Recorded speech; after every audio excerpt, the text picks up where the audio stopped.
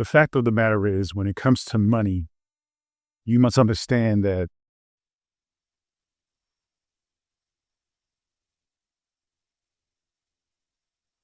money is a mirror.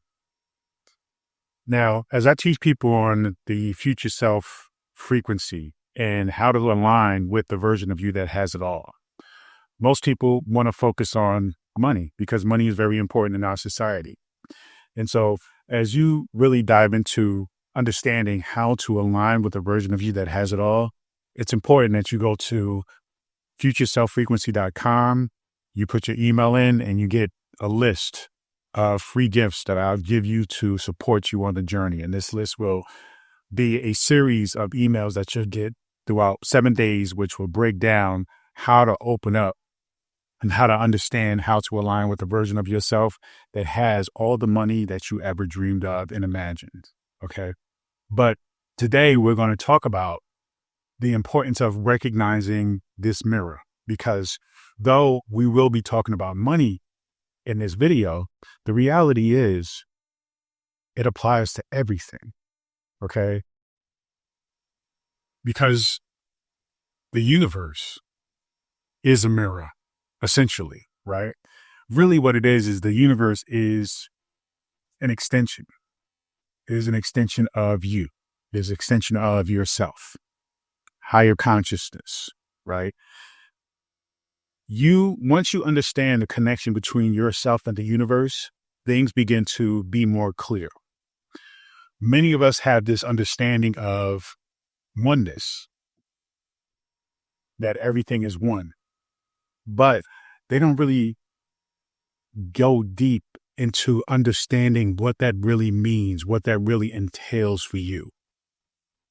If everything is one, okay, and you have the ability as consciousness to think about things, to understand that how you think, right, dictates basically how you live, right? And it creates essentially your life, which is your overall experience, in this realm, right? Often called Earth or, what have you. You begin to recognize that you essentially are leading the universe in having a particular experience. That is what your life is about. And everybody will have a different experience because you are different. You are unique. There will never be, and there never has been anybody like you. Okay. This is the beauty of understanding how unique you are, how special you are. We often go to a place of thinking that, you are weird, you are strange, you are odd, right? Now, there's nothing wrong with that either. But the problem is very negative. And essentially, negativity takes away from you. Okay. It is subtracting from your power. That's the problem with negativity. So being odd can be seen and should be seen as something that is special, that is good. Being a quote unquote freak, right? And I'm not talking about dead, but even though that's good too, we want to recognize that being strange, being a freak, especially in this day and this era, is a benefit, is something that will bring abundance, prosperity to you. Because we live in a space now where that is something that is sought after. Why? Because it matches your most authentic self, your true you, right? And when you are being true to who you are, the universe follows. This is why we're talking about the mirror. Okay. Now, how does this pertain to money? Well, we know that when we think about the universe or when we think about God, what we're really talking about is frequency. All right. When we break down everything, all of the elements, all of the ideas, all of the beliefs, all of the emotions, all of the thoughts, it comes down to frequency. Okay. It comes down to a vibration. It comes down to a pattern or a closely put an emotional state. Emotions are very important to understand because they're the closest thing to really understanding or connecting with what frequency is. Okay. Every emotion has a different feeling to it, and every feeling will incite a different reaction, a different, motivation, different, ways of being and doing things. Okay. Now, when you recognize that your emotions are really frequencies, you learn how to channel those emotions to match certain frequencies. Okay. Now, money. Money is essentially, this is why it's called currency. Okay. It is a mechanism, a means by which we share. Now, the brilliance about money is that before money was invented, we had a barter system, meaning we just simply traded things with one another. Okay. So if I was, let's say I made markers, right?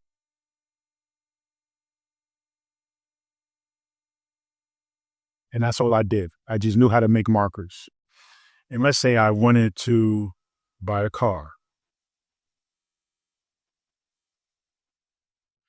I would have to go to the person who makes cars and say, hey, I can give you 1,000 markers,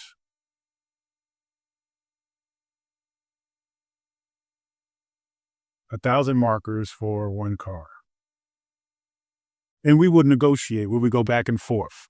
They would say, and you might even say right now, 1,000 markers is not worth one car. So they may say, you know what, I need 50,000 markers to make it worth one car. I would decide if that works for me or not. Okay. And then we will go into actually making that happen. I will go make my 1,000 markers of 10,000 of 50,000 markers, and then they will make the car. And then we will just simply trade. Now, the issue with that is they may decide, okay, somebody may go and somebody who makes, let's see, erasers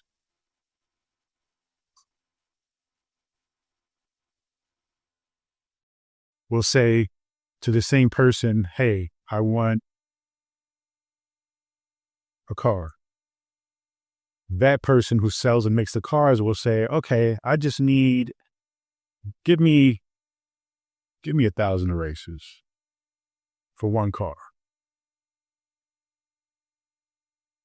Now, the debate is that fair, right? The question is that fair? If I gave 50,000 markers for one car and this person gave 1,000 erasers for one car, is that fair? So this is one of the examples of how things used to work. Now, instead of having this essentially levels of discrepancies or unfairness, we decided that we were going to make something as a medium by which we trade, okay, and we bridge the gap between these discrepancies. And we say, you know what? Instead of trading markers for a car, we will sell our markers, okay, create money. We will sell our markers for money and then use that money to buy the car. So it became a means of really common ground, right? A means of really having a understanding of trade and value. So it became, we say currency, it became a means of flow from one person to another, to another, to another, that always maintain the same kind of value. Okay. Now, for you, you have to understand that it really starts with value. So when you think about your relationship with money, you have to get into your relationship with self-value. That's the first thing. Okay. What kind of value do you feel you have? What kind of value do you feel you bring? Okay. What kind of value do you know you bring? So some people feel like their value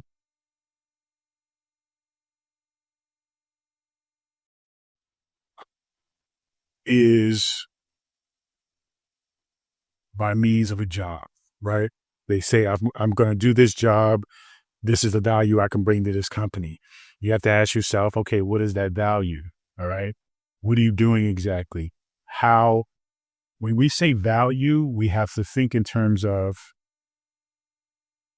you can think in terms of how rare it is. You can think in terms of how often is needed.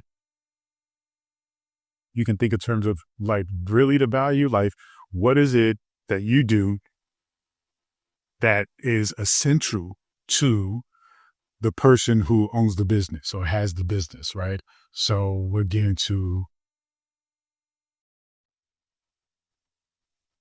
essential, right? Or really increase. Okay. So you want to ask yourself, okay, how do you bring an increase of value to that person's business? So this is why people get jobs, right? Because they should be bringing value increase. Now, the more increase you bring to somebody else's job or business or to that person, really, the more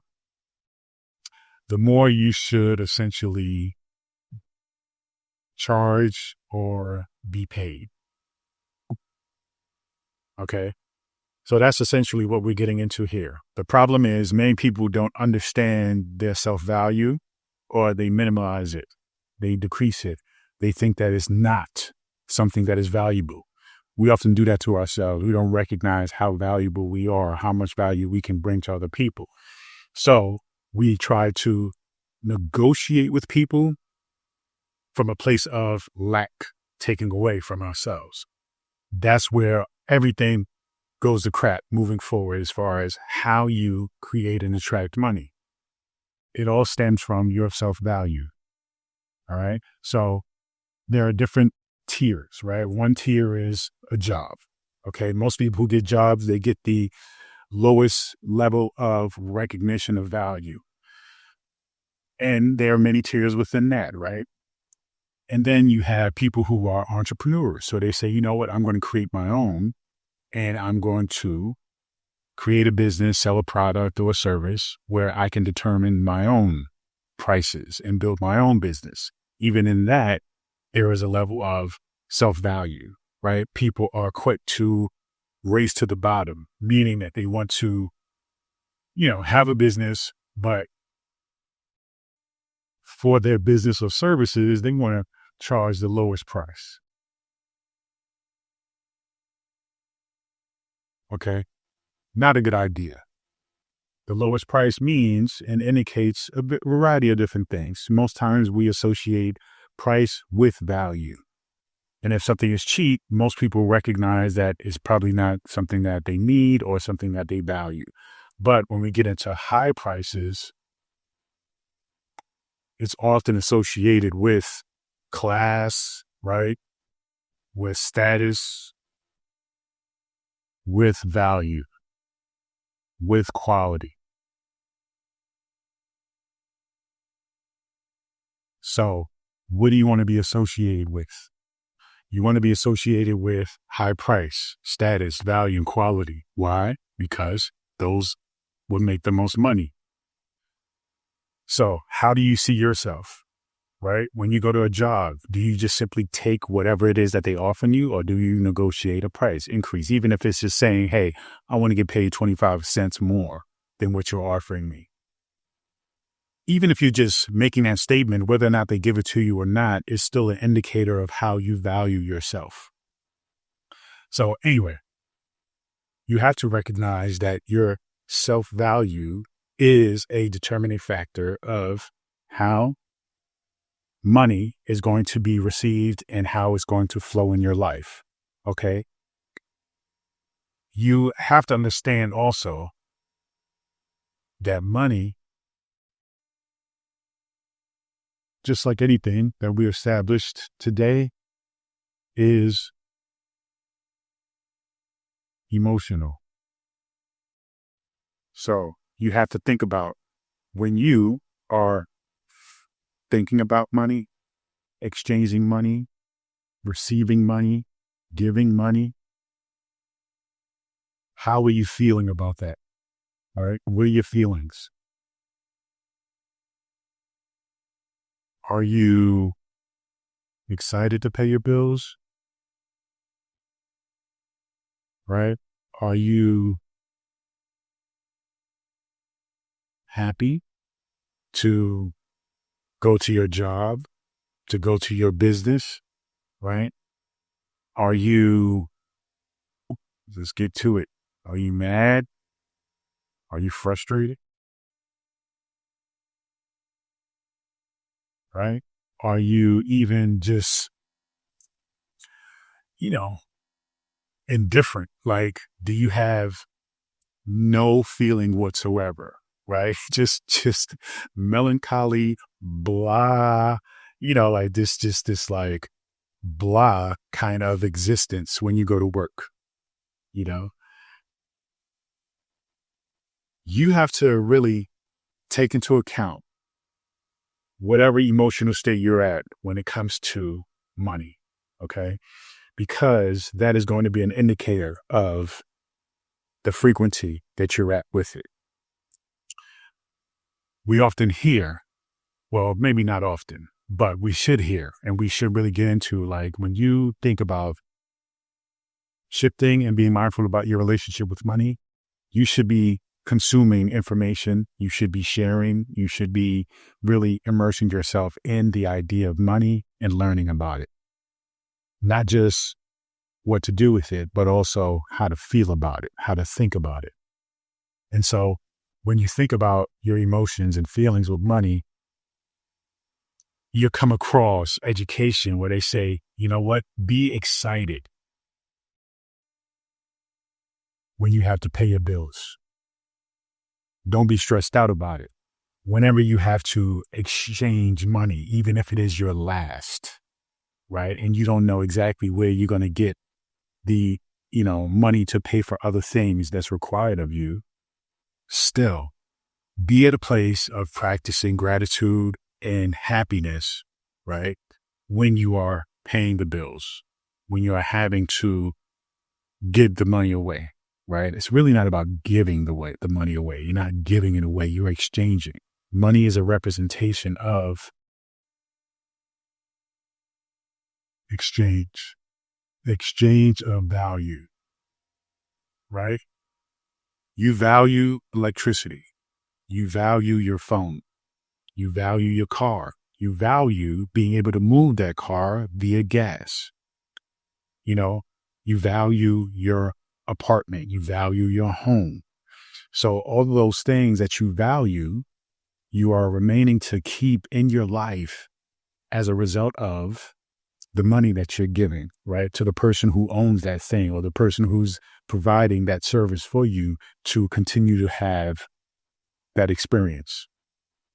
So you have to be mindful about the emotional state when you are particularly exchanging money, because that is going to not only match a frequency of money constantly coming back and forth to you, because money is one of those things, like, I like to look at money as a relationship, right? And when I say relationship, I mean relationship. I mean like a romance where I look at money as a woman. Okay. Now, with my woman, with my lady, I am respectful, right? I am kind. I am honest, right? I appreciate her. Okay. I am present to her, with her. I love her. Okay. Or provide love, right? You have to recognize, so this can apply, you know, if you are into men, this can also, of course, apply to men. But what we're talking about is identifying that money is you can look at it as a spirit. You can look at it as, some people love nature. They have a relationship with nature, right? And then when they go out to nature, they are very reverent. They're very respectful. You must be that way with money if that's the reality you wish to create. If you want to have money, you have to love money. Okay. You have to be in a relationship with money, a mindful relationship with money, you know? And so when you think about how you've been with money lately, right? Have you been this way? Many times in relationships, in the relationship with money, people are wasteful, right? They are neglectful. They are irresponsible. Okay. Just not really thinking things through, and if you can say that this relationship most people have with money is toxic. It's abusive. So as you build and think about your relationship with money, get into it like you would a person, or get into it like you would when thinking about how you want to be treated. You want to be treated with respect, with kindness, with honesty, with appreciation, right? Now, even just now, me saying appreciation, to appreciate, when you think about money, you want it to appreciate. So how you use your money determines that, right? When you're present with your money, you're thinking in terms of, okay, I had this. What do I want to do with this that's going to appreciate the value of my relationship with money? Well, you want to take that money and put it in something that's going to be valuable to make more money, or that's going to invest in yourself, not something that satisfies a instant gratification that really has no true significance in what you truly desire. It's just fulfilling a short-term want. So be mindful that your money relationship is a determining factor, is a reflection of your relationships with people, but also, and more importantly,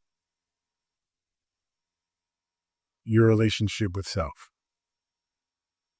And so as we get into understanding and aligning with this version of yourself that has the money that you desire, the money that you need to live the life that you desire, you must take into account the fact that you are the center of all of this. So we often think that money is outside of us. We often think God is outside of us. The universe is outside of us. But really, we have established that when it comes to the oneness of all things, it starts and ends with you. You are the alpha and the omega, right? You are what I like to say, the nucleus of the cell, of the whole structure, right? Of the organism. So understand that your relationship with money, okay, is determined by how you truly see yourself, right? It gets into self-value. When you don't value yourself, you cannot value the money. Just like in a relationship, if you don't love yourself, right, then you can't love someone else, right? You can think you can, maybe emotionally, but it doesn't translate into, say, these things: respect, kindness, honesty, appreciation, presence, love, mindfulness. It leans over here where you're wasteful, right? You're neglectful, right? You're irresponsible, right? You're abusive, you're toxic. And these things are, very extreme in nature, but they lean towards that way, right? So you have to understand that, as these things show up, oh, not to mention in relationships, right? Fear is a big factor. This is a big one when it comes to money, right? Because as you have money, you may be fearful about what you're going to do with it. Are you going to do the right thing? You may be fearful that you're not going to have enough. Fear, fear, fear, fear, fear. All right. That sets the tone in a relationship. If you're fearful that that person is going to leave you, if you're fearful that that person is going to cheat on you, then what that does is that sets a tone for you to live in that space where you're constantly on edge. You're constantly, in a space of insecurity. And then you start to be wasteful with your time because now you are concerned about what they're doing with the fear that they're doing something wrong instead of giving them love, kindness, respect, appreciation, mindfulness, which ironically are the things that will decrease the chances that somebody would cheat or somebody would leave you. When you give them all these things, people, things, nature, the universe is pulled toward this. But if you are giving all of these things that manifest in different ways for different people, then this is essentially resistance. It's essentially repelling. Okay. So these things are actually going to create the fear that you actually don't want to experience, ironically. So you have to be mindful. Whatever it is that you're choosing is going to determine what happens and what comes back to you. So don't live in a space where you are thinking about one thing, right? And then assuming that the opposite is going to happen, right? That's like crazy. Whatever it is you're thinking about, whatever it is you're aligning with is what you are going to create. That's just simple, universal spiritual principle 101. But it's something we often miss because we get too complex in our approach to spirituality and manifestation and alignment. And it's not hard. Okay. When you read the future self frequency and you get into the journal, you'll start to understand how these things show up for you. You start to really come to a place where you gain clarity as to self. You gain clarity as to oneness, as to recognizing that you set the tone for how things show up in your life. So when it comes to money, I think money, ironically, is something that we feel is the hardest, but it's actually the easiest because it really isn't emotional. It isn't something that you have to put in the work to achieve it. You have to put in the work to shift your mindset. But once your mindset and your frequency matches, then the money will come, right? Money isn't bias. It is you who's biased against yourself. It is you who puts these limitations on yourself. Money isn't limiting, right? It doesn't say, I only go to this kind of person who fits this color, this size, this gender, this race, this age. That is you in your mind, and then money matches that belief system. Okay. So remember, money matches and follows you. It follows you and your beliefs, just like everything in the universe does. Okay. But when we think about the other categories of, let's say, health, that's easier to understand, right? It's easier to control that.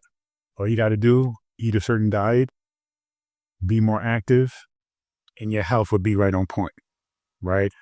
Let's say relationships. All you got to do is, right, we just established here, but every relationship is different depending on the person, right? But that's something more tangible, and it's something that's like, it can be a little interesting to figure out, with different people, but ultimately, it's a matter of just understanding that it all comes down to you. It all starts with you. And when you really dive deep into the future self frequency, you come into alignment and discovery of that and recognition of that. That's what this whole thing is about. It's about recognizing you, seeing yourself, being the truest version of you. And that true version of you is abundant. It is financial prosperity. It is happiness. It is joy. It is health, right? So it's really not about fixing money. When you think about money, it's really about aligning with your identity, aligning with the understanding of it is you, right? Not about fault. It's not about fault. It's about responsibility. It's about ownership. So when you buy and you read the future self frequency and do the journal, then you truly understand that that process is no longer hard and you're no longer feeling disconnected from life. You're feeling aligned with who you truly are. And you're recognizing that the disconnection is an illusion of the ego. And it isn't real. It never was. But for some reason, you've attached to it. So now, as you get into the future self frequency, you understand, okay, in order for me to align with that version of me that has it all, I have to recognize that really you're already that version. You just have to match. You have to embody. You have to embody that aspect of you. And all it takes is awareness and a little bit of work. So get the future self frequency, go to futureselffrequency.com. You can also get the future self frequency starter kit, which again, like I said, will be a series of emails that will come to you through 7 days, which will give you gifts that will get you along the journey of awakening and preparation for you to actually get the bundle, which includes a future self frequency transformation edition and along with the Mind Future Self Journal. All right. So thank you so much. Feel free. Leave a comment. If you have any questions, leave them in the comment section below. Peace and abundance always.